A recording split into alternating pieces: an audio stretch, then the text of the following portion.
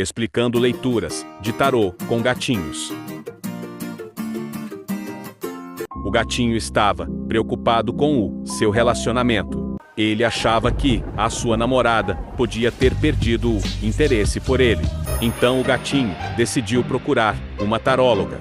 O gatinho contou para a taróloga suas angústias e dúvidas. Para este gatinho, a taróloga fez uma tiragem tradicional de amor. O gatinho descobriu quais eram as intenções da sua namorada, se ela ainda o amava. E também descobriu como ele era no relacionamento. Recebeu conselhos do tarô de como agir.